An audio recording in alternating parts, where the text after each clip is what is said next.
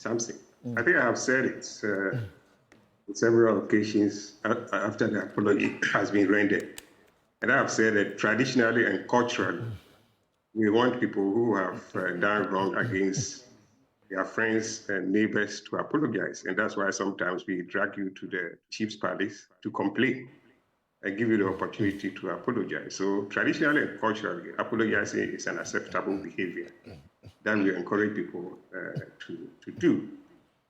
But it's that apology is good and must be rendered when it is needed.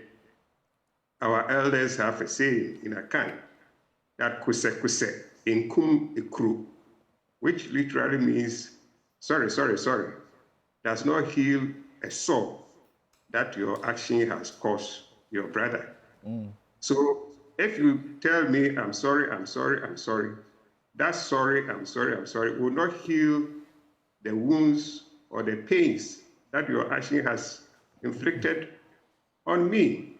And that is what policymakers should be learning from, that you don't do what you think is right when you should have considered the effect of your colleagues or the citizens. It doesn't kill the pain, but it does assuage it, does it not? Well, it's yes, if I slap you today and tomorrow I come and say, I'm sorry, there's a sorry takes the slap that I gave you. If there are any pains you are suffering from the slapping, you will still be suffering. So we should not do what is not right and later on come and apologize because apology is the right thing. When we say so many things, that do it this way, don't do it that way. If the government has listened to the suggestions that we gave, we wouldn't have found the elderly going to picket, something that has never happened in this country. I wrote the minister a letter in early January, and said, don't do it this way.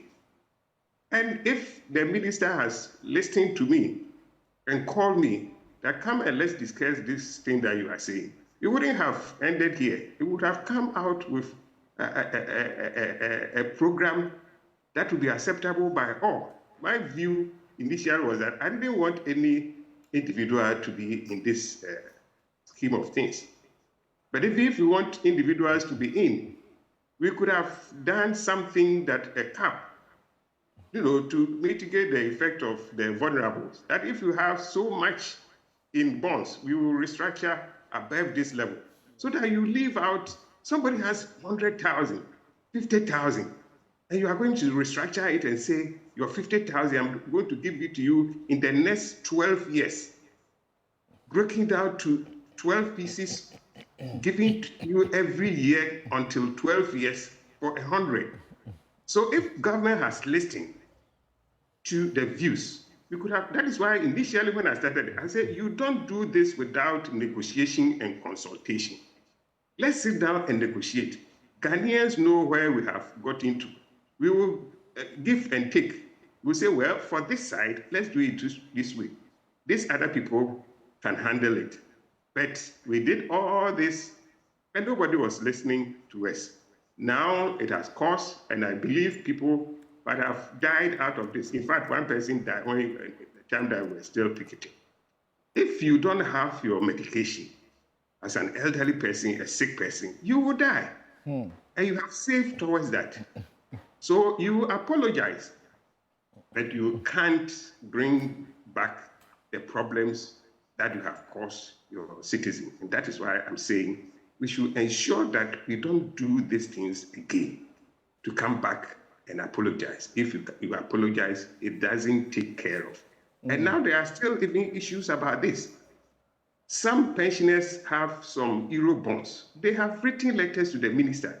We didn't invest in the local bonds. We invested in the euro bonds. So please, sit down with us and help us, sort us. No response whatsoever. The minister is not responding. And then you come and apologize when you know there are still other issues that can also bring problems to your citizen. Some of them have CD bonds. We have gone through that.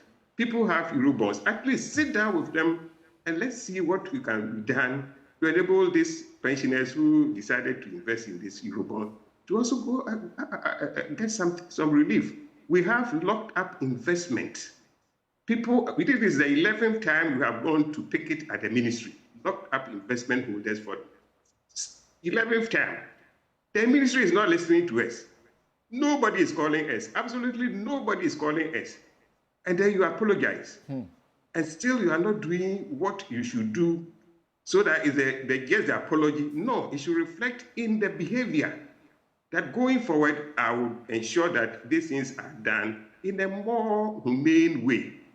So until that is done, the apology is meaningless unless it is linked with a change of behavior towards your fellow citizen in some of these financial policies that we introduce. Thank you, Doc.